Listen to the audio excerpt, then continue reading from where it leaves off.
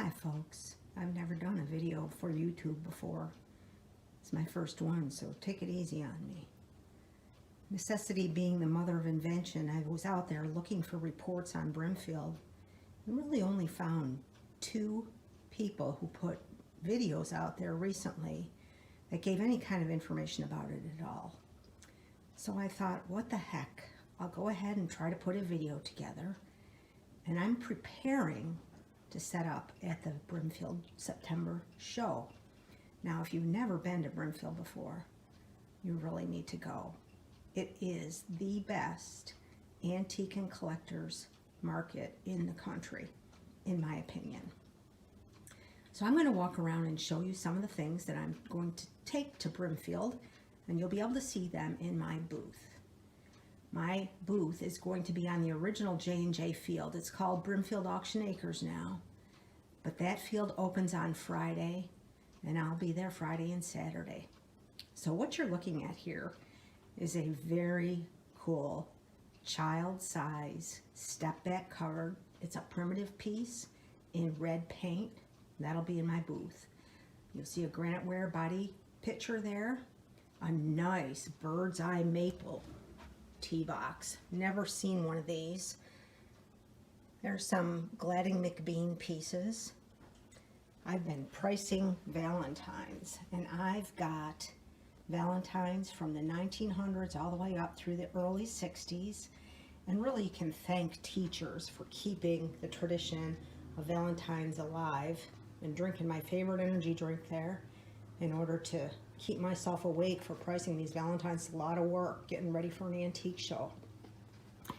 Here's a fabulous floor size coffee grinder. Let me get around to the front of it so you can see a full-size view of it. These are not really easy to find. This one has great paint on it. That will be in my booth. Oh, there you can see the grinder part on top.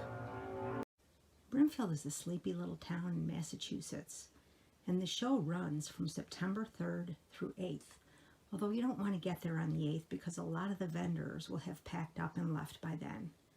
You want to get there as soon in the week as you can because there's about a dozen different fields, and they have staggered opening dates. So some will open on Tuesday and close on Wednesday. Some will open on Wednesday and close on Friday. Go to the Brimfield website and pay close attention to the dates so that you can optimize the dates of your trip to coordinate with which fields you'd like to visit. Getting ready is a big task. And as you can see, I'm in my basement here, and there's tons of boxes and things that I've been working through, trying to decide which things I want to take with me and which things I want to leave here. I hope I'm not making you dizzy with my camera work. I'm not good at this yet. Now I'm going to take a walk outside. Here I am outside. There's an old Camel's wire display rack from a store. And this here, I've been washing it, is a very cool Art Deco style locker. And we are attempting to repair the handle on the door. We'll see how that turns out. But I've been doing a lot of packing and unpacking out here in the nice weather. I've been going to Brimfield for many, many years as a customer. This is my first year setting up there. And there's 2 reasons for setting up at this point in my life. One is we've got a lot of stuff and it's time to unload some of it. The second is the antique market has been in a slump for a long time. But the past 2 years at Brimfield, I've felt some new energy in the air. Now I'm going to show you some of the things that I've been putting into my trailer in preparation for the trip. Here's a nice, very primitive sorter. An Eastlake rocker with needlepoint. A pair of Victorian rosewood chairs in as-found condition. You know, a decade and a half ago, these things would have went for $250 for the pair. You can get them in my booth for $50 for the pair. Here's a very cool item. This is an innovation bulge trunk from the early 1900s. and it's in really good original as found condition. I've got a stack of totes here. You can see some vintage life preservers in there, some quilts. I'm going to have a lot of quilts. You see a lot of Christmas stuff. I think I have about 8 or 10 totes of Christmas stuff. I got some really cool stuff from Japan, from Germany. Here's a really special pair.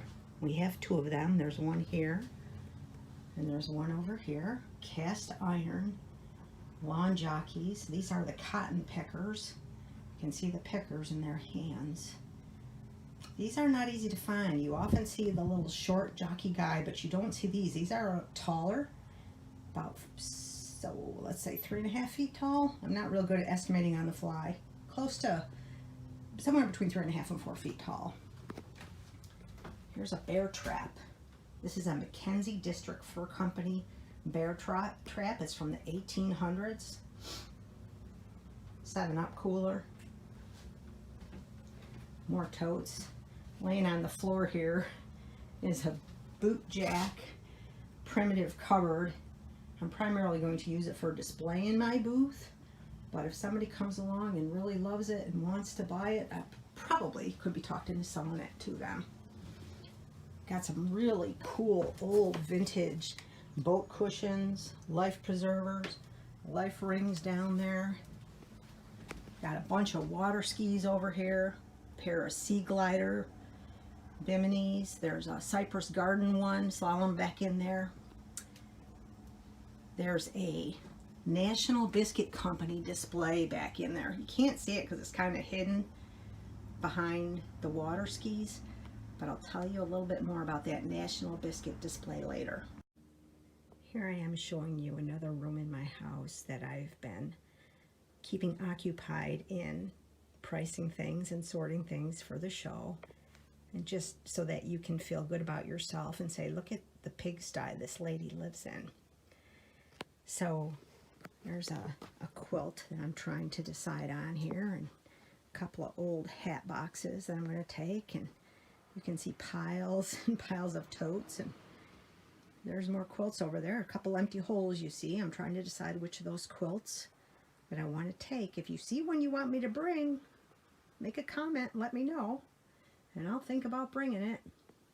Yeah, I got all kinds of stuff here that I'm trying to work through. Now, if you don't like the kind of things that I'm showing you, it doesn't really matter, because there will be a vendor at that show that has the things that you're looking for that you like.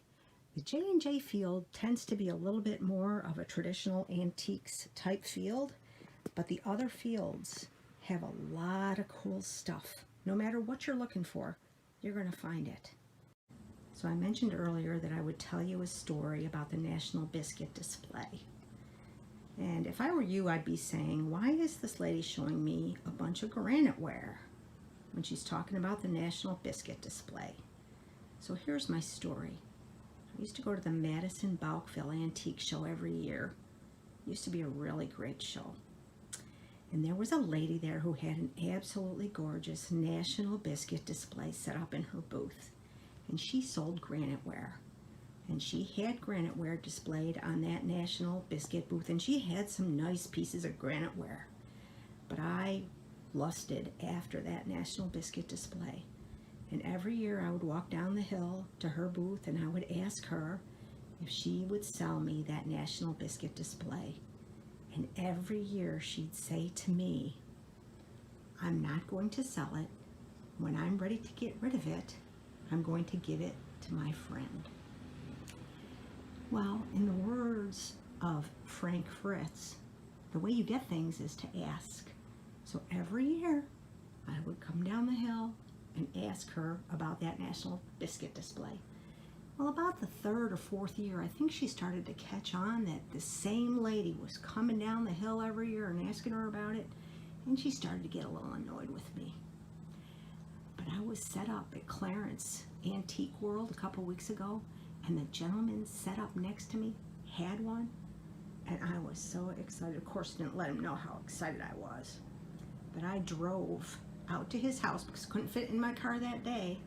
and I bought that National Biscuit display, and I'm going to take it to Brimfield and set it up in my booth, and I'm going to put Graniteware on it.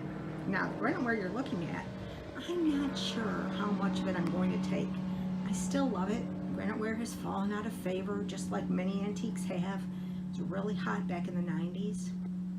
I'll mention one special piece here, but if there's anything you want me to bring, leave a comment and I'll think about bringing it. This gray measure that you see here with the cobalt blue printing on it, I got from Helen Gregoire's estate sale.